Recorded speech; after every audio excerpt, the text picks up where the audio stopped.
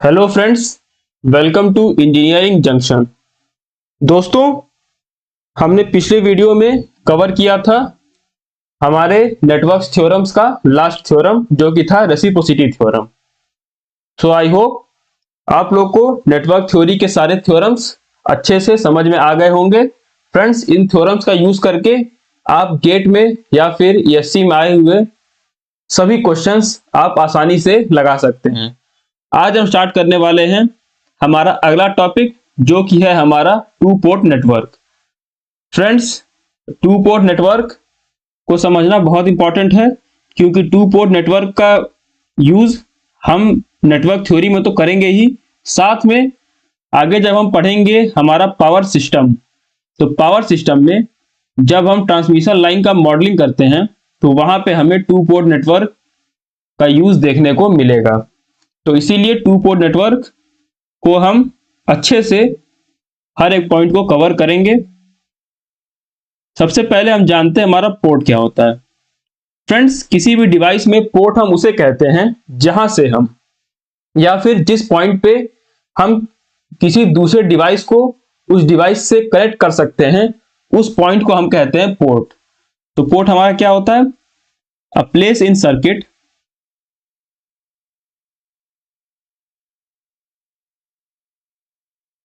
where we can do certain kind of interconnection, इसे हम कहते हैं port. where we can do certain kind of interconnection।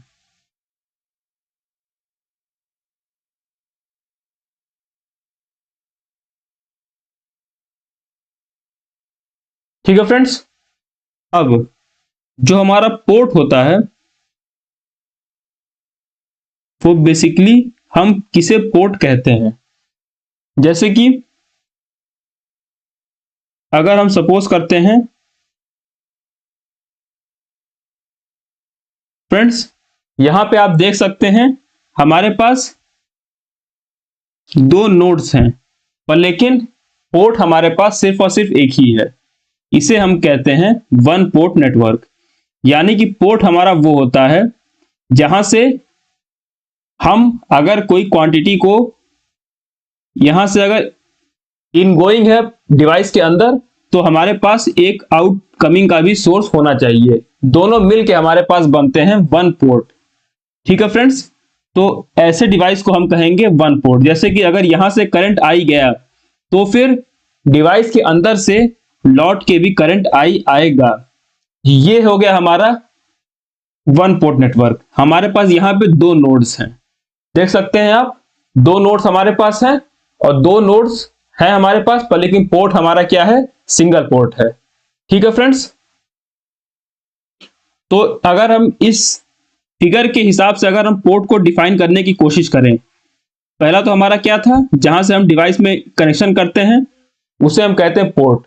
और दूसरा, अगर हम और ज्यादा टेक्निकल टर्म में अगर हम समझने की कोशिश करें, तो पोर्ट हमारा वो होता है जहां पे पोर्ट हमारा दो नोड के मिलके बना होता है, जहां पे करंट तो हमारी मैग्नीट्यूड सेम होता है, पर लेकिन डायरेक्शन क्या होता है? अपोजिट होता है।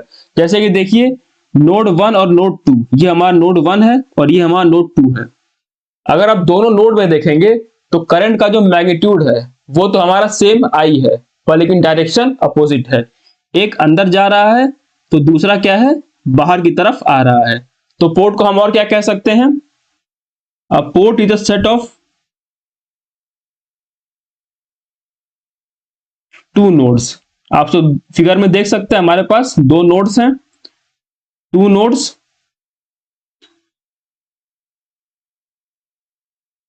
जहां पे करंट का जो मैग्नीट्यूड है, where current magnitude is same. देख सकते हैं आप, करंट का मैग्नीट्यूड हमारा आई है, बट डायरेक्शन हमारा क्या है? अपोजिट है। ठीक है फ्रेंड्स, तो ये हमारा हो जाता है to port network, but direction क्या होता है? हमारा अपोजिट होता है। ठीक है फ्रेंड्स, तो आई होप आप लोग समझ में आ गया होगा कि पोर्ट हमारा क्या होता है टेक्निकल लैंग्वेज में भी, और अगर हम ऑर्डिनरी भाषा में बोलें तो भी। ठीक है फ्रेंड्स, तो आइए अब हम बात करते हैं टू पोर्ट नेटवर्क्स की। और टू पोर्ट नेटवर्क में बात करने से पहले आइए हम देख लेते हैं कि क्या हमारे पास वन पोर्ट नेटवर्क हमारा प्रैक्टिकली एग्जिस्ट करता है। तो फ्रेंड्स, टू पोर्ट नेटवर्क जो हमारा है ये प्रैक्टिकली एग्जिस्ट करता है और इसे आप सभी ने देखा भी होगा। इसका एग्जाम्पल हमारा क्या है? एग्जाम्पल हमारा है मोटर। फ्रेंड्स, मोटर में हमारा क्या होता है कि हम इलेक्ट्रिकल एनर्जी देते हैं और दूसरी साइड हमें आउटपुट में क्या मिलता है? Mechanical energy. तो इलेक्ट्रिकल एनर्जी जो हम दे रहे हैं, तो अगर हम इसे किसी वोल्टेज सोर्स से कनेक्ट करते हैं तो जितना करंट हम यहां पे भेजेंगे उतना ही करंट हमारी बाहर भी आती है। और दूसरी साइड हमें क्या मिलता है? दूसरे साइड हमें मिलता है मैकेनिकल एनर्जी, यानी कि कोई शाफ्ट होता है, शाफ्ट हमारा घूमता है, यानी कि इलेक्ट्रिकल एनर्जी जो है वो सिर्फ और सिर्फ इतने ही पोर्शन में आपको देखने को मिलेगी। तो अभी हमने पीछे फिगर देखा कि हमारा वन पोर्ट नेटवर्क क्या होता है, दो नोड्स होने चाहिए। तो यहां पे है पहला और दूसरा, दोनों में जो करंट है उसका मैग्नीट्यूड सेम होना चाहिए और डायरेक्शन अपोजिट होना चाहिए। तो आप देख सकते हैं वो सभी कंडीशंस यहाँ पे फुलफिल हैं। तो हम क्या कह सकते हैं कि जो हमारा मोटर होता है, मोटर हमारा एक तरीके से वन पोर्ट नेटवर्क होता है। ठीक है फ्रेंड्स, आइए अब हम स्टार्ट करते हैं हमारा आज का जो टॉपिक है to port network. Friends, exam में जो क्वेश्चन पूछे जाते हैं वो हमारे टू पोर्ट नेटवर्क के होते हैं। तो सबसे पहले टू पोर्ट नेटवर्क हमारा किस तरह से दिखेगा? आप सभी लोग सोच सकते होंगे कि वन पोर्ट नेटवर्क जो है उसमें हमारे होते हैं दो नोड्स। तो अगर टू पोर्ट नेटवर्क है तो उसमें हमारे क्या होंगे? चार नोड्स होने चाहिए। तो अगर हम टू पोर्ट नेटवर्क की बात करते हैं तो इसमें हमारे पास क्या होते हैं? चार नोड्स होते हैं। सबसे पहले एक हमारा होता है इनपुट साइड पे और दूसरा हमारा होता है आउटपुट साइड पे। फ्रेंड्स, जो हमारा वन पोर्ट नेटवर्क है इसमें हमारा क्या होता है कि जो हमारा इनपुट है वो तो हमारा क्या है? इलेक्ट्रिकल एनर्जी है, पर लेकिन जो हमारा आउटपुट है वो इलेक्ट्रिकल एनर्जी ना होकर किसी और फॉर्म की एनर्जी, जैसे कि मोटर के केस में क्या होता है? मैकेनिकल होता है। अगर आप बात करें स्पीकर्स की, तो स्पीकर में क्या होता है? इनपुट तो हमारा क्या है? इलेक्ट्रिकल एनर्जी है, पर लेकिन आउटपुट हमारा क्या है? साउंड एनर्जी है। तो ऐसे डिवाइसेस जहां पे हमारा इनपुट तो क्या है? इलेक्ट्रिकल है, पर लेकिन आउटपुट हमारा क्या है? इलेक्ट्रिकल के अलावा कोई दूसरी एनर्जी, जैसे कि मैकेनिकल हो गया, साउंड हो गया, लाइट हो गया। तो ऐसे डिवाइसेस में हमारे पास होते हैं वन पोर्ट नेटवर्क। तो टू पोर्ट नेटवर्क ऐसे डिवाइसेस होते हैं, वैसी डिवाइसेस जहां पर हमारा जो इनपुट है वो भी हमारा क्या है? इलेक्ट्रिकल फॉर्म में है, जहां पे हमारा जो इनपुट है वो भी इलेक्ट्रिकल फॉर्म में है और जो हमारा आउटपुट है वो भी हमारा क्या है? इलेक्ट्रिकल फॉर्म में है। तो ऐसे डिवाइसेस जहां पे इनपुट और आउटपुट दोनों ही इलेक्ट्रिकल फॉर्म में होते हैं, ऐसी डिवाइसेस हमारी होती है टू पोर्ट नेटवर्क। ठीक है फ्रेंड्स, और इसका एग्जांपल आप सभी लोग को पता है, आप सभी लोग पढ़ते भी होंगे। इसका एग्जांपल हमारा है ट्रांसफार्मर। फ्रेंड्स, ट्रांसफार्मर आई होप आप सभी लोग अभी तक पढ़ चुके होंगे कि ट्रांसफार्मर में एक साइड हम इलेक्ट्रिकल एनर्जी देते हैं और दूसरी साइड भी हमें इलेक्ट्रिकल एनर्जी ही मिलती है। ठीक है फ्रेंड्स, तो ये हमारा हो जाएगा टू पोर्ट नेटवर्क। यहां हमारा V1 है और यहां भी हमारा V2 है। ठीक है फ्रेंड्स, तो ट्रांसफार्मर हमारा क्या है? टू पोर्ट नेटवर्क है।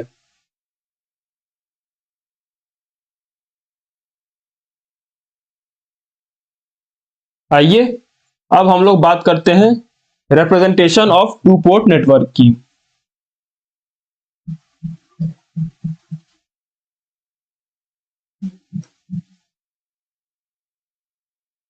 Representation of two port network.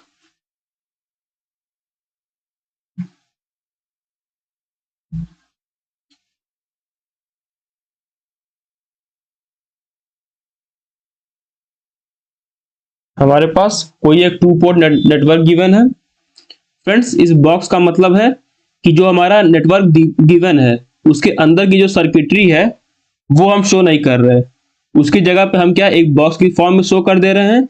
हम सिर्फ और सिर्फ इनपुट और आउटपुट जो हमारा पोर्ट है हम सिर्फ और सिर्फ उसे ही शो कर रहे हैं। और यहाँ पे जैसा कि अभी हमने देखा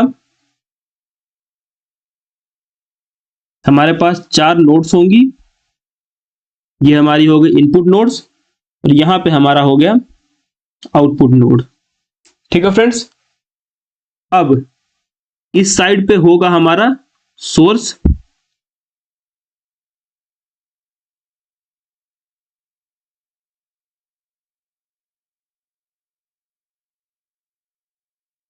यहां पे होगा हमारा इनपुट साइड पे होगा हमारा सोर्स और आउटपुट साइड पे हमारा होगा लोड। ठीक है फ्रेंड्स,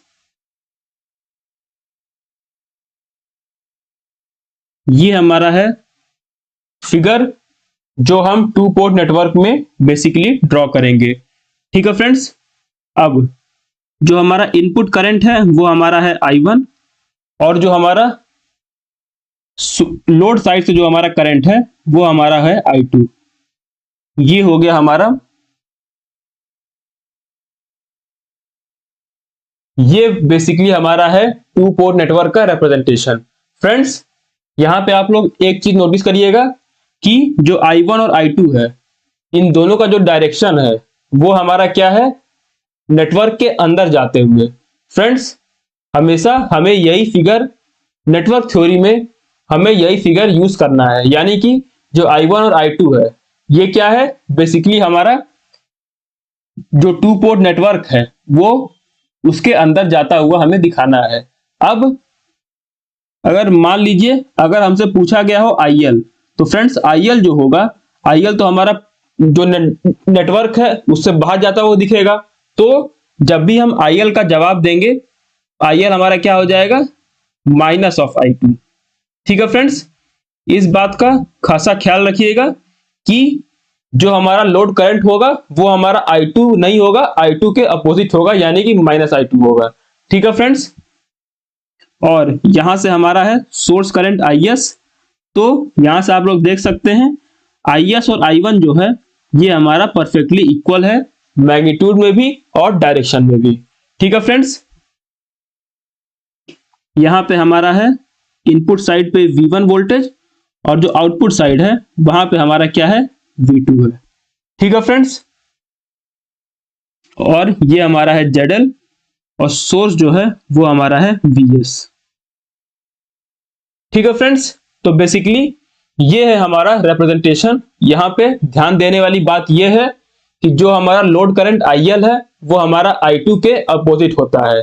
ठीक है फ्रेंड्स, आई होप आप सभी लोग समझ गए होंगे।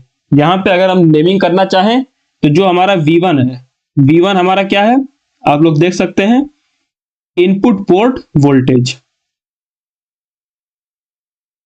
ठीक है फ्रेंड्स, V2 की बात करें तो V2 हमारा है आउटपुट पोर्ट वोल्टेज। उसी तरह जो हमारा I1 है, I1 हमारा है इनपुट पोर्ट करंट।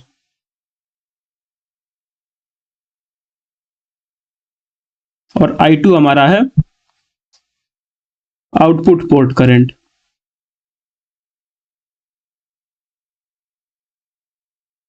और IS हमारा I1 के इक्वल होता है और जो हमारा IL है वो हमारा माइनस ऑफ I2 होता है। ठीक है फ्रेंड्स, तो ये सही बातें आपको ध्यान में रखनी है। अब हम बात करते हैं हमारे टू पोर्ट पैरामीटर्स के बारे में। फ्रेंड्स, जो हमारे पैरामीटर्स होते हैं, पैरामीटर्स बेसिकली हमारे पास कितने होते हैं इसे निकालने का जो फॉर्मूला होता है वो हमारा होता है number of parameters is equal to 4C2। अब ये 4C2 कैसे आया? फ्रेंड्स देखिए, हमारे पास चार हमारे पास क्वांटिटीज हैं V1 V2 I1 I2, और एक टाइम पे हम दो क्वांटिटीज को डिपेंडेंट सोर्स की तरह डिपेंडेंट पैरामीटर की तरह ट्रीट करते हैं और हम अपने पैरामीटर्स लिखते हैं। तो 4 क्वांटिटीज हमारे पास टोटल है और हमें उनमें से किन्हीं भी 2 को लेना होता है। तो ये हमारा हो जाता 4C2, यानी कि n नॉट की जो वैल्यू आ जाती है वो हमारे पास होती है 6, यानी कि जो हमारे पास टोटल 2 पोर्ट पैरामीटर्स हैं वो हमारे पास होते हैं 6। यहाँ पे जो 4 है, 4 में बेसिकली हमारे पास क्या क्या है, V1, V2, I1 और I2। ठीक है फ्रेंड्स, और जो हमारा ये 2 है, 2 हमारा क्या है, हमें एक बार में किन्हीं भी 2 क्वांटिटीज को साथ में लेके चलना है, तो ये हमारा 2 हो जाता है। तो नंबर ऑफ पैरामीटर्स हमारे पास कितना है, 6 है। तो 6 पैरामीटर्स हमारे कौन कौन से हैं, आइए एक बार हम उसके बारे में बात कर लेते हैं, फिर उसके बाद हम डिटेल में एक एक पैरामीटर्स को समझेंगे। हमारे पास कितने हैं, 6 पैरामीटर्स हैं। ठीक है फ्रेंड्स,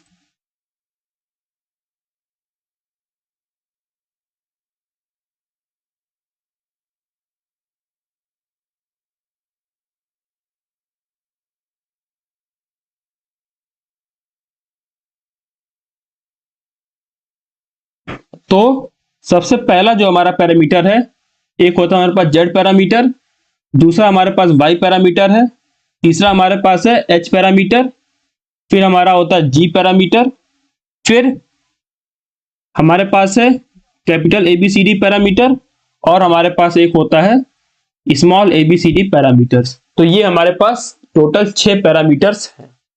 तो आइए सबसे पहले हम स्टार्ट करते हैं हमारे जेड पैरामीटर से।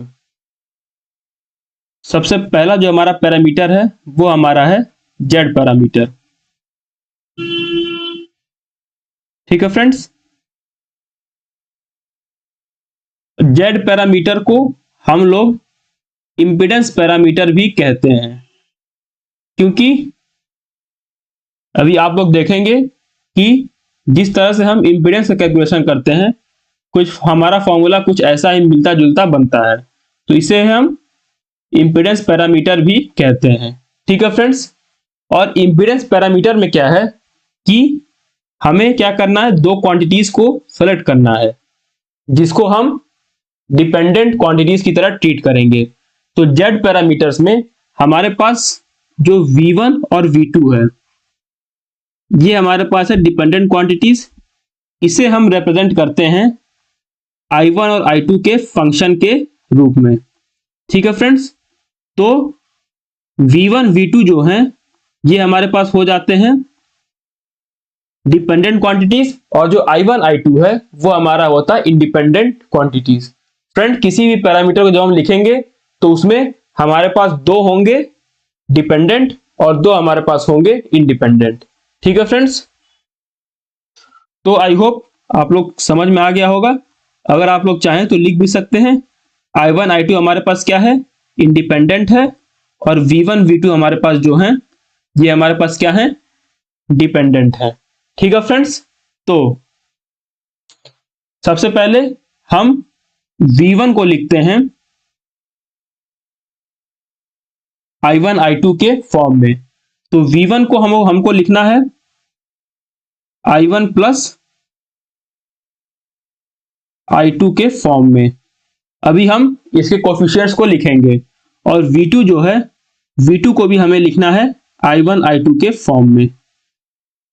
ठीक है फ्रेंड्स, अब जो इनका कोफिशिएंट है, V1 में होता है हमारे पास Z11 I1 plus Z12 I2, और V2 हमारा होता है Z21 I1 और ये हमारा है Z22 I2।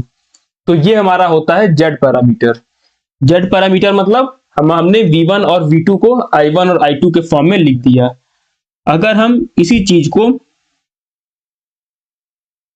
अगर हम मैट्रिक्स के फॉर्म में लिखें तो V1 V2 जो है ये हमारा हो जाएगा, फ्रेंड्स जितने भी हमारे कोफिशिएंट्स हैं उन्हें हम यहां पे लिख देंगे। आई होप आप लोगों ने मैथ में पढ़ा भी होगा, साइमल्टेनियस इक्वेशंस को जब आप लोग सॉल्व करते हैं तो ऐसे ही कुछ मैट्रिक्स बनाते हैं, Z21 Z22 into I1 I2। ठीक है फ्रेंड्स, तो ये है हमारा Z पैरामीटर। ठीक है फ्रेंड्स, अब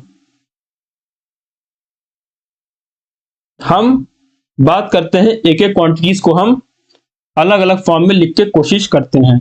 सबसे पहले तो अगर हम V1 को लिखें तो ये हमारा होता है Z11 I1 plus Z12 I2। ठीक है फ्रेंड्स, और जो हमारा V2 होता है, V2 हमारा होता है Z21 I1 plus Z22 I2। ठीक है फ्रेंड्स, अब अगर हमें यहां से इस इक्वेशन में अगर हम क्या करें, अगर हमें Z11 की वैल्यू फाइंड आउट करनी है तो Z11 हमारे पास क्या है, Z11 इंटू I1। अगर हम यहां पे I2 को जीरो कर दें, I2 को जीरो करने का मतलब क्या है,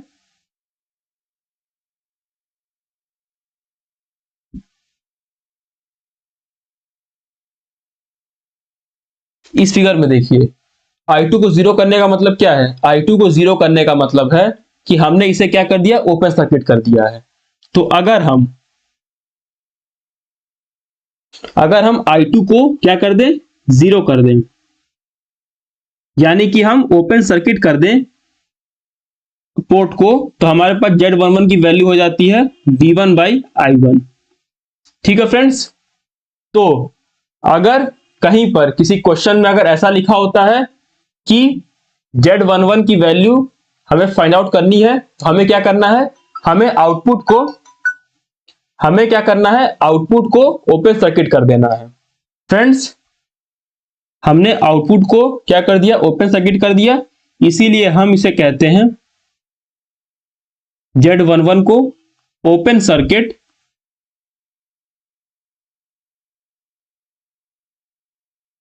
इनपुट इंपीडेंस। ठीक है फ्रेंड्स, क्योंकि आप सब देख सकते हैं हमारे पास यहाँ पे क्या है, V1 और I1 हमारे क्या होते हैं, इनपुट साइड पे है, यानी कि जो हमारा Z11 है वो हमारा क्या है, इनपुट साइड का इंपीडेंस है। कब, जब हमने I2 को जीरो कर दिया। I2 को जीरो करने का मतलब क्या है, हमने सर्किट को, आउटपुट साइड को हमने ओपन सर्किट कर दिया। ये हमारी है Z11 की वैल्यू। ठीक है फ्रेंड्स, अब अगर हमें Z12 की वैल्यू फाइंड आउट करनी है तो हमें क्या करना होगा, Z12 का वैल्यू फाइंड आउट करने के लिए हमें I1 को जीरो करना होगा, यानी कि हमें जो हमारा इनपुट साइड है उसे हमें क्या करना होगा, जीरो करना होगा। अगर हम ऐसा करते हैं तो हमारे पास Z12 की वैल्यू क्या हो जाती है, V1 बाई I2। तो इसे हम क्या कहेंगे, इसे हम कहेंगे ओपन सर्किट ट्रांसफर इंपीडेंस। ठीक है फ्रेंड्स, ये हमारे पास है डिफरेंट पैरामीटर्स के जो क्वांटिटीज है, Z11 Z12 Z21 Z22, इनकी वैल्यू हम कैसे फाइंड आउट करेंगे। तो ये हमारे पास हो गया Z11 और Z12 की वैल्यू। ठीक उसी तरह अगर हमें Z21 की वैल्यू फाइंड आउट करनी होगी तो हम क्या करेंगे, Z21 के लिए हम I2 को फिर से ओपन सर्किट कर देंगे। यहां फिर से हम क्या करेंगे, I2 को क्या करेंगे, जीरो कर देंगे। ठीक है फ्रेंड्स, तो I2 अगर हम जीरो करते हैं तो वैल्यू हमारे पास आ जाएगी V2 बाई I2। इसे हम कहते हैं, इसे भी हम कहते हैं ओपन सर्किट ट्रांसफर इंपीडेंस। ठीक है फ्रेंड्स,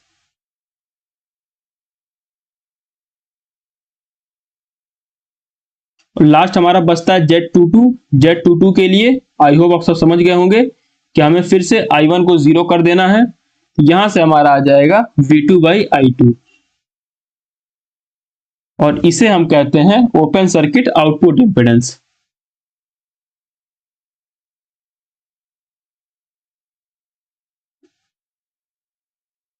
ठीक है फ्रेंड्स, तो आई होप आप सब समझ गए होंगे कि कैसे हम Z11, Z12, Z21, Z22 की वैल्यू हम फाइंड आउट करेंगे। अगर हमें क्वेश्चन में दिया हुआ है, अगर हमें क्वेश्चन में I1 I2 की वैल्यू दी हुई है और V1 V2 की वैल्यू दी हुई है, तो हम सर्किट को मैनिपुलेट करके हम Z11 Z12 Z21 Z22 की वैल्यू हम क्या कर सकते हैं, फाइंड आउट कर सकते हैं। ठीक है फ्रेंड्स, आइए अब हम क्या करते हैं, एक एग्जांपल के थ्रू समझने की कोशिश करते हैं कि आखिर हम जेड पैरामीटर को अप्लाई कैसे करते हैं।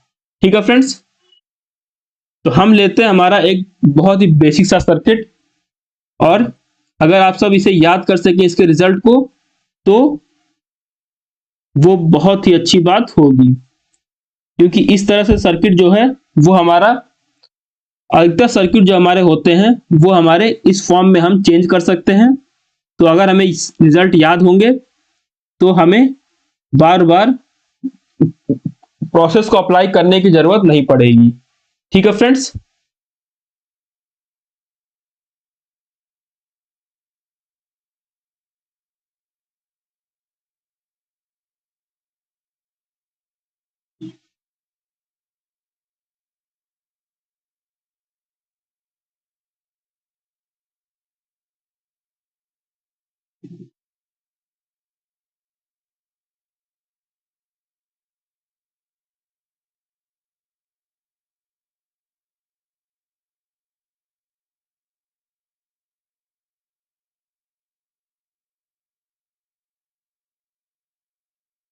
हमारे पास Z1 है, ये हमारे पास Z2 है, और ये हमारे पास Z3 है। हमारे पास कुछ इस तरह का नेटवर्क क्या है, गिवन है। ठीक है फ्रेंड्स, तो हमने देखा था ये हमारा हो जाएगा I1 और ये हमारा हो जाएगा I2। I1 I2 हमारे क्या होते हैं, दोनों सर्किट के अंदर जाते हुए हम शो करते हैं। ठीक है फ्रेंड्स, और यहां पे हमारे पास क्या है, I3। ये हमारा हो गया V1 और यहां पे हमारा हो गया V2। ठीक है फ्रेंड्स, अब जो हमारा I3 है, I3 आप सब देख सकते होंगे, ये हमारा I1 प्लस I2 के इक्वल होता है। ठीक है फ्रेंड्स, यहां से हमारा I1 है और यहां से हमारा I2 है, दोनों मिलके हमारा I3 बनता है। ठीक है फ्रेंड्स, तो अब हम अप्लाई करके देखते हैं कि कैसे हम जेड पैरामीटर्स को लिखते हैं। फ्रेंड्स, जेड पैरामीटर्स को लिखने का तरीका क्या है, हमें V1 V2 को किसी भी तरीके से I1 और I2 के फॉर्म में हमें लिखना। ठीक है फ्रेंड्स, तो आइए हम V1 V2 को, जो हमारा V1 और V2 है, इसे हम KCL या KVL किसी के भी हेल्प से I1 और I2 के फॉर्म में हमें लिखने की कोशिश करनी है। ठीक है फ्रेंड्स, तो आइए सबसे पहले हम क्या करते हैं, KVL अप्लाई करते हैं इनपुट साइड पे, यानी कि इस लूप में। ठीक है फ्रेंड्स, तो KVL हमारा कैसे हो जाएगा, KVL हमारा हो जाएगा V1 minus I1 into Z2 minus I3 into Z1, और I3 हमारा क्या है, I1 प्लस I2। तो ये हमारा हो जाएगा I1 plus I2 into Z3। ठीक है फ्रेंड्स, ये हमारा हो जाएगा इक्वल टू 0। तो यहां से जो हमारा V1 हो जाएगा, V1 हमारा हो जाएगा, हमारे पास क्या है, I1 है, I1 के कोफिशिएंट क्या हो जाएंगे, Z2 plus Z3 plus I2 into, sorry friends, यहां पे शायद यहां पे Z1 है, यहां पर हमारा क्या हो जाएगा, Z1 होगा। ठीक है फ्रेंड्स, यहां पे हमारा हो जाएगा Z1, तो यहां पे भी हमारा क्या आ जाएगा, Z1 आएगा। तो I2 इंटू Z1, ये हमारा बन जाएगा V1। तो आप लोगों ने देखा, हमने V1 को I1 और I2 के फॉर्म में क्या कर दिया, लिख दिया। उसी तरह अब हम अप्लाई करेंगे KVL इस वाले लूप में। ठीक है फ्रेंड्स, तो इस लूप में अगर हम अप्लाई करते हैं तो इक्वेशन हमारी बनेगी V2 minus I2 Z3 minus I3 into Z1, और I3 हमारा क्या है, I1 plus I2, I1 plus I2 Z1 equal to 0। तो यहां से अगर हम V2 की वैल्यू को फाइंड आउट करें तो V2 हमारा आ जाएगा, सबसे पहला हमारा आएगा I1 इंटू Z1 प्लस जो हमारा I2 है, I2 इंटू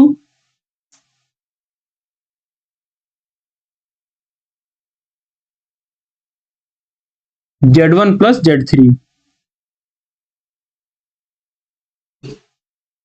ठीक है फ्रेंड्स, तो ये हमारा हो गया V1 और V2 I1 और I2 के फॉर्म में। अब आपको क्या करना है, कंपेयर करना है इन दो इक्वेशंस से। तो आप लोग साफ साफ देख सकते हैं कि V1 में I1 का जो कोफिशिएंट है ये हमारा क्या है, Z11 है, और ये हमारा क्या है, Z12 है। उसी तरह V2 में ये हमारा Z21 है और ये हमारा क्या है, Z22 है। तो आइए इसे मैट्रिक्स फॉर्म में लिख देते हैं। बात करें V1 और V2 की, तो जो हमारा Z11 है, Z11 हमारा क्या है, Z1 प्लस Z2।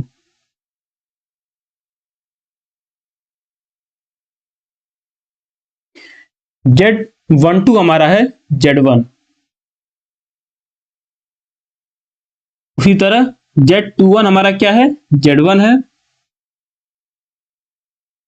और Z22 हमारा क्या है, Z3 प्लस Z1 है। ठीक है फ्रेंड्स, और ये हमारा क्या हो जाता है, I1 I2। तो फ्रेंड्स जो हमारा Z पैरामीटर है फ्रेंड्स, इसे हम कहते हैं Z पैरामीटर। ठीक है, तो जो हमारा Z पैरामीटर है उसमें आप लोग देख सकते हैं ये हमारे पास तीन एलिमेंट्स हैं, Z1 Z2 Z3। तो इनके हेल्प से जो हमारा रिजल्ट आया वो ये आया है। तो मैं आप लोगों से कहूंगा कि आप लोग इस फिगर के अकॉर्डिंग जो भी एलिमेंट्स लगे Z1 Z2 Z3, इस फिगर के अकॉर्डिंग आप इस रिजल्ट को याद कर लीजिए तो बहुत ही अच्छा हो जाएगा। क्योंकि अगर हमें कोई क्वेश्चन अगर हमें दिया हुआ है तो उसे हम इस फॉर्म में चेंज करके, यानी कि ये बेसिकली हमारा क्या है, स्टार कनेक्शन टाइप का है, तो इस फॉर्म में हम उसे चेंज करके हम आसानी से बिना ये पूरा प्रोसेस किए केवीएल लगाए हम डायरेक्ट रिजल्ट को लिख सकते हैं। आइए देखते हैं कैसे। एक क्वेश्चन हम सॉल्व करते हैं। सपोज कीजिए हमारे पास कुछ इस तरीके से कोई नेटवर्क दिया हुआ है और इसका हमें लिखना है Z पैरामीटर।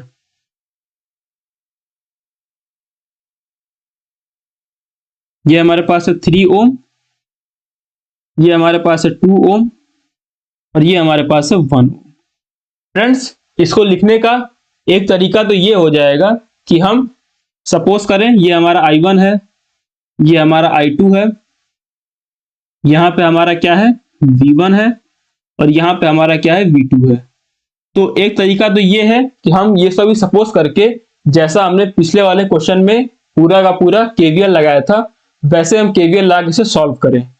और दूसरा तरीका क्या है, अगर हमें ये याद है तो हम आसानी से इसे लिख सकते हैं। ठीक है फ्रेंड्स आप लोग को जो ये मेथड है, ये मेथड भी आप लोग को आना चाहिए, क्योंकि एग्जाम में ऐसा कई बार हो जाता है कि जो हमें एलिमेंट्स हैं हम उनके ऑर्डर को भूल जाते हैं, तो आप लोग को उसे फाइंड आउट करना भी आना चाहिए, पर लेकिन याद हो तो ज्यादा आसानी से हो सकता है। अब हमें इस फिगर से कंपेयर करना है इस फिगर को, तो हम देख सकते हैं ये हमारा हो जाएगा Z1, ये हमारा क्या है, Z2 है, और ये हमारा है Z3। अब हमें क्या लिखना है, Z पैरामीटर्स। ठीक है, तो Z पैरामीटर हमारा क्या हो जाएगा, Z पैरामीटर हमारे पास क्या है, सबसे पहला एलिमेंट है Z1 प्लस Z2। तो Z1 हमारा है 3 ओम, Z2 हमारा है 2 ओम, तो 3 प्लस 2 5। दूसरा एलिमेंट हमारा है Z1 हमारा कितना है, 3 है। तीसरा हमारे पास क्या है, Z1 है, तो फिर से हमारे पास 3 आ जाएगा। और चौथा हमारे पास है Z3 प्लस Z1। तो Z3 प्लस Z1 हमारे पास कितना हो जाएगा, 3 + 1 4। तो ये हमारा Z पैरामीटर तैयार हो गया।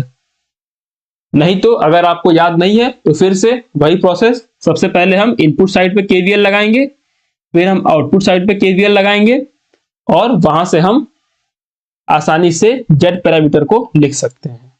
ठीक है फ्रेंड्स, आई होप आप सभी लोग को ये बात समझ में आ गई होगी। ठीक है, अब आइए एक और क्वेश्चन सॉल्व करके हम देखते हैं। सपोज कीजिए हमारे पास कुछ इस तरीके से गिवन है।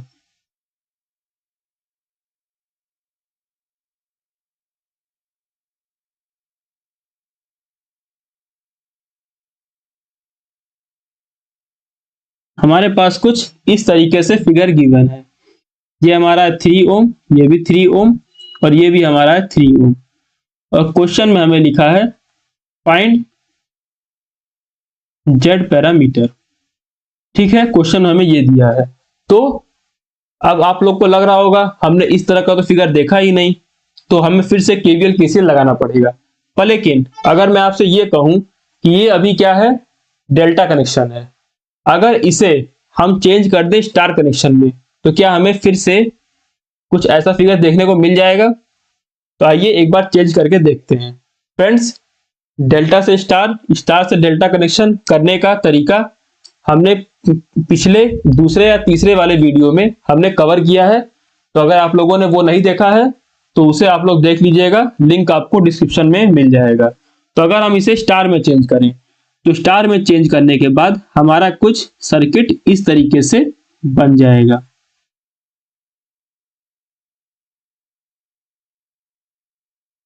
सबकी वैल्यू क्या हो जाएगी, 1 ओम 1 ओम 1 ओम। फ्रेंड्स, ये हमने सॉल्व करके देखा भी था। अगर तीनों की वैल्यू हमारी क्या होती है, 3 ओम 3 ओम 3 ओम है, तो वो हमारा स्टार में 1 ओम 1 ओम 1 ओम बन जाता है।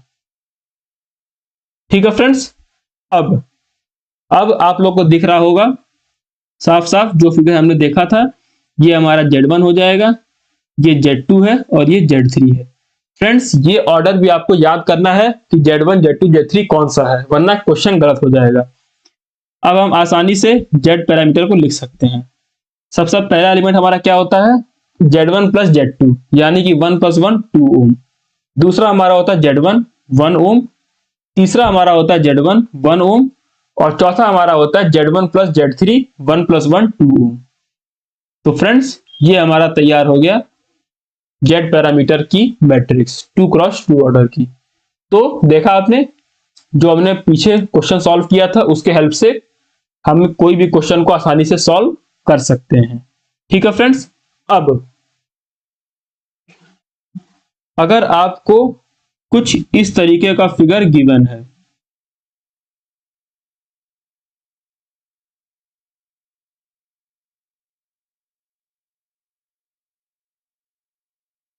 ये हमारा क्या है, Z है।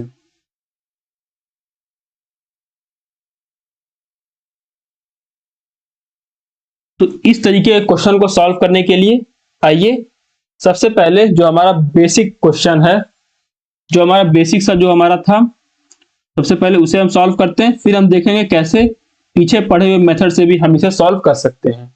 ये हमारा हो गया I1 + I2 और यहाँ हमारा हो गया I3, जो कि हमारा I1 + I2 के इक्वल होगा। सबसे पहले हम KVL यहाँ लगाते हैं। तो KVL हमारा क्या हो जाएगा, basically V1 is equal to I1Z plus I2Z। Friends, आप लोग इक्वेशन आई होप आप लोग लिख सकते हैं। तो अगर हम पहले वाले लूप में इक्वेशन अगर हम KVL लगाते हैं तो हमारा बनेगा V1 minus I1 plus I2 यानी कि I3 into Z equal to 0। तो यहां से हमें ये मिल जाएगा। आई होप आप सभी लोग को इस इक्वेशन में कोई भी दिक्कत नहीं आ रही होगी। इस इक्वेशन को हम आसानी से लिख सकते हैं। उसी तरह दूसरा इक्वेशन हम KVL लगाएंगे हम आउटपुट साइड में। तो यहां से जो हमारा V2 हो जाएगा वो हमारा हो जाएगा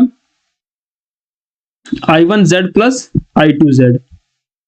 तो अगर हम कंपेयर करें तो हमारे पास जो Z पैरामीटर है वो हमारे पास क्या हो जाएगा, Z11 हमारे पास Z है, Z12 भी Z है, Z21 Z22 भी Z है। तो ये हमारा हो जाएगा Z पैरामीटर। फ्रेंड्स ये हो गया हमारा बेसिक तरीके से। तो अगर आप लोग फॉर्मूला भूल जाते हैं तो बेसिक तरीका भी कोई बहुत ज्यादा कठिन नहीं है। अब हम जानते हैं कि हम कैसे हमारे पिछले वाले मेथड से जो हमने फॉर्मूला देखा था उससे कैसे हम इस क्वेश्चन को सॉल्व कर सकते हैं। फ्रेंड्स यहाँ पे देखिए हमारे पास सिर्फ और सिर्फ इस ब्रांच में क्या है, इंपीडेंस Z दिया है। यहाँ पे और यहाँ पे कोई इंपीडेंस नहीं है, यानी कि हमारे पास Z1 तो प्रेजेंट है पर Z2 और Z3 हमारे पास नहीं गिवन है। और इंपीडेंस अगर किसी लाइन में नहीं गिवन है यानी कि इंपीडेंस हमारा क्या हो गया, 0 हो गया। फ्रेंड्स इंपीडेंस को आप इस तरीके समझ सकते हैं जैसे कि अगर कोई रेजिस्टेंस है, रेजिस्टेंस की वैल्यू अगर हमारे पास 2 ओम है यानी कि उस लाइन में 2 ओम का रेजिस्टेंस हमें मिल रहा है। अगर लाइन पूरी सीधी हो तो हम क्या कहेंगे, यहाँ पे हमारा जो रेजिस्टेंस है वो रेजिस्टेंस हमारा क्या है, 0 है। ठीक उसी तरह जब हम एसी सर्किट्स की बात करते हैं तो वहां पे हम रेजिस्टेंस की जगह पे यूज करते हैं इंपीडेंस। तो अगर आप लोग देखें तो अगर किसी लाइन में हमें इंपीडेंस गिवन है तो हम कहेंगे कि हमें इस लाइन में इतना इंपीडेंस हमें मिल रहा है। पर अगर इंपीडेंस गिवन ही नहीं है, अगर हमारे पास स्ट्रेट लाइन है तो हम क्या कहेंगे, हमारा इंपीडेंस 0 है। तो इसको हम कुछ इस तरीके से हम इसे रीड्रॉ कर सकते हैं।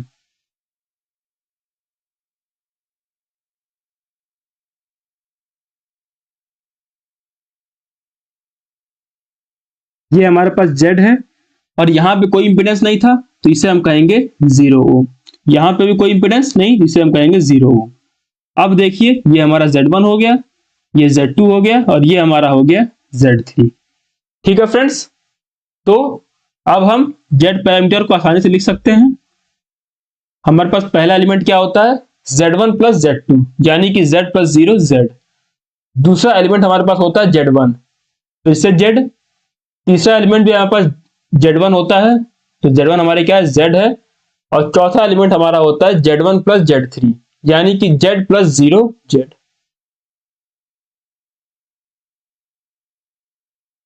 तो क्या आप लोग को फिर से वही पैरामीटर मिल गया कि नहीं मिल गया? तो अगर हमारे पास कुछ इस तरीके से क्वेश्चन गिवन है तो हम इसे इस तरीके से सॉल्व करेंगे। ठीक है फ्रेंड्स, आई होप आप सभी लोग को समझ में आ गया होगा। अब हम देखते हैं हमारे Z पैरामीटर का लास्ट टॉपिक और इसके बाद हम देखेंगे हमारे पास Y पैरामीटर। तो अगर हम देखें कुछ इस तरीके से क्वेश्चन हमें गिवन है, ये हमारे पास क्या है, Z है।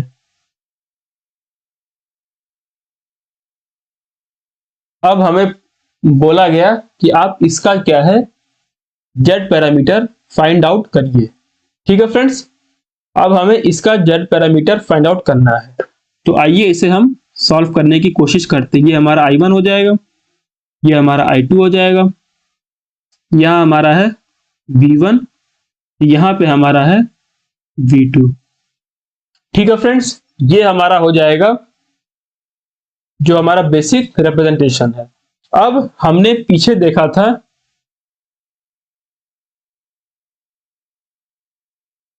ये सभी फॉर्मूला Z11, Z12, Z21, इन सभी को फाइंड आउट करने का जो हमारे पास मोटिव था वो था हमारा कुछ इस तरह के क्वेश्चंस को सॉल्व करना।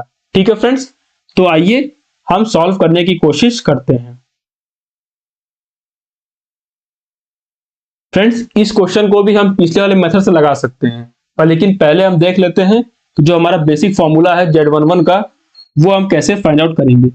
तो Z11 फाइंड आउट करने के लिए हमने क्या किया था, अगर आप सबको याद हो तो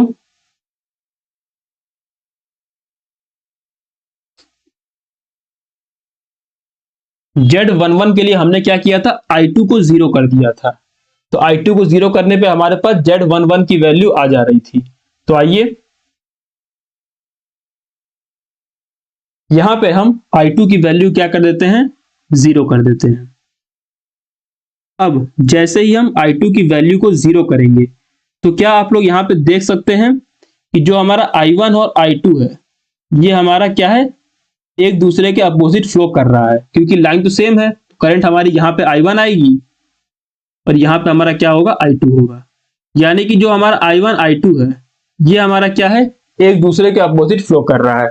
इसका मतलब क्या हुआ, अगर हमारा I2 0 है तो जो हमारा I1 है वो भी हमारा क्या हो जाएगा, 0 एम्पियर हो जाएगा। तो Z11 की वैल्यू होती थी V1 बाई I1, पीछे आप लोग देख सकते होंगे। तो यहां से अगर हम I1 की वैल्यू क्या कर दें, 0 पुट कर दें, तो ये हमारा क्या आ गया, इनफाइनाइट आ गया। ठीक है फ्रेंड्स, अब हम आगे बढ़ते हैं Z12 की तरफ। तो Z12 को निकालने के लिए हमने क्या किया था, I1 को 0 किया था, पीछे आप लोग देख सकते होंगे, या फिर मैं आपको दिखा देता हूं एक बार फिर से। यहां देखिए Z12 के लिए हमने क्या किया था, हमने I1 को 0 कर दिया था। तो अब फिर से वही बात, जैसे ही हम I1 को 0 करेंगे तो I1 I2 तो हमारा एक दूसरे के अपोजिट है। तो जैसे ही हमने क्या किया, I1 को 0 किया, वैसे ही फॉर्मूला हमारा था V1 बाई I2, तो I2 भी हमारा 0 हो गया, तो ये भी हमारा हो जाएगा इनफाइनाइट। ठीक है फ्रेंड्स, इसी तरीके से जब आप Z21 निकालेंगे तो Z21 में हमने क्या किया था, हमने I2 को 0 कर दिया था।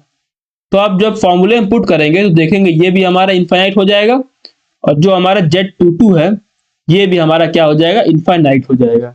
यानी कि जो हमारी चारों की चारों जो हमारी एंट्रीज थी जेड पैरामीटर्स की, वो हमारी हो जाती है इनफाइनाइट। इसीलिए हम क्या कहेंगे कि इस फिगर का जो हमारा जेड पैरामीटर है ये हमारा डू नॉट एग्जिस्ट, यानी कि ये हमारा एग्जिस्ट ही नहीं करता। ठीक है फ्रेंड्स, इसे हम कहेंगे डू नॉट एग्जिस्ट, इनडिटर्मिनेट मत कर दीजिएगा। इनडिटर्मिनेट और डू नॉट एग्जिस्ट में अंतर होता है, वो अंतर भी हम लोग किसी वीडियो में या फिर जब हम मैथ का कोर्स करेंगे तो उसमें हम समझेंगे। तो इसका जो हमारा जेड पैरामीटर है ये हमारा क्या होता है, डू नॉट एग्जिस्ट। ठीक है फ्रेंड्स, तो ये था हमारा बेसिक तरीका जो हम पीछे देखते हुए आए हैं। अब हमने जो पीछे मेथड देखा था, आइए एक बार हम लोग उससे सॉल्व करके देखते हैं क्या सॉल्व हो पाएगा। सबसे पहले तो एक कॉन्सेप्ट को समझते हैं हम। मान लीजिए हमारे पास दो लाइन है, अब इन दो लाइंस के बीच में अगर आपसे पूछा जाए कि यहां पे क्या है, रेजिस्टेंस कितना है, तो आप लोग क्या कहेंगे। फ्रेंड्स, रेजिस्टेंस हमारा होता है कि जो हमारे करंट को क्या करता है, रजिस्ट करता है। अब आप देखिए रेजिस्टेंस जितना ज्यादा होगा करंट की वैल्यू हमारी क्या होगी, उतनी ही कम होगी। अब आप लोग इस फिगर में देखिए, क्या इन दो लाइंस के बीच में किसी भी तरह का कोई भी करंट फ्लो कर रहा है, तो नहीं फ्लो कर रहा है। इसका मतलब दो लाइंस के बीच में करंट जो है वो हमारी जीरो है। और करंट अगर जीरो है, दोनों लाइंस के बीच में, दोनों लाइन क्योंकि अलग अलग हैं, तो करंट तो फ्लो करने का कोई चांस ही नहीं है। तो करंट अगर जीरो हो गया तो आर हमारा होता है V बाई आई, यानी कि रेजिस्टेंस हमारा हो गया इनफाइनाइट। यानी कि दो पैरेलल लाइंस के बीच में जिनमें किसी भी तरह का कोई भी कनेक्शन नहीं है, ना तो आपस में और ना ही ये आगे किसी डिवाइस के थ्रू कनेक्टेड है, अगर ये दोनों अलग अलग हैं तो इन दोनों के बीच में जो हमारा रेजिस्टेंस होगा वो हमारा होता है इनफाइनाइट। उसी तरह अगर हम एसी सर्किट्स में आए तो जो हमारा रेजिस्टेंस है उसकी जगह पे हमारा होता है इंपीडेंस। तो अगर दो लाइंस के बीच में कोई भी कनेक्शन नहीं है तो उसका इंपीडेंस क्या हो जाएगा, इनफाइनाइट हो जाएगा। ठीक है फ्रेंड्स, अब इसी कॉन्सेप्ट को हमें यूज करना है। अब देखिए इन दो लाइंस के बीच में क्या किसी भी तरह कोई कनेक्शन है, तो कनेक्शन कोई भी हमारे पास नहीं है। इसका मतलब क्या है, यहां पे जो हमारा इंपीडेंस है वो हमारा क्या है, इनफाइनाइट है। क्या ये बात आप सभी को समझ में आ गई? अगर आ गई हो तो हम आगे सॉल्व करते हैं। यहां पे हमारा क्या है, इंपीडेंस जो है इनफाइनाइट है। ठीक है फ्रेंड्स, तो अब आइए हम फिगर को रीड्रॉ करते हैं।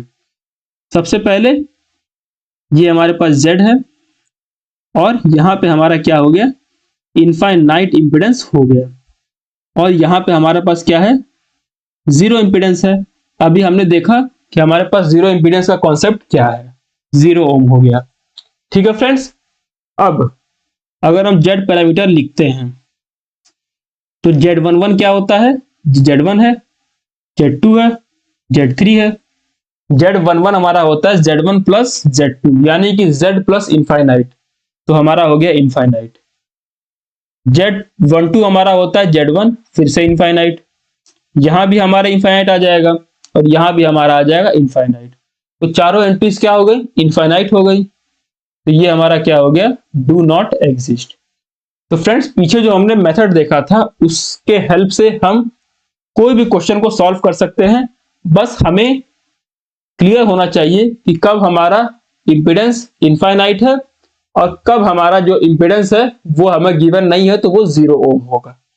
ठीक है फ्रेंड्स, अगर हमें गिवन है तो हम किसी भी क्वेश्चन को आसानी से उस मेथड के हेल्प से हम सॉल्व कर सकते हैं।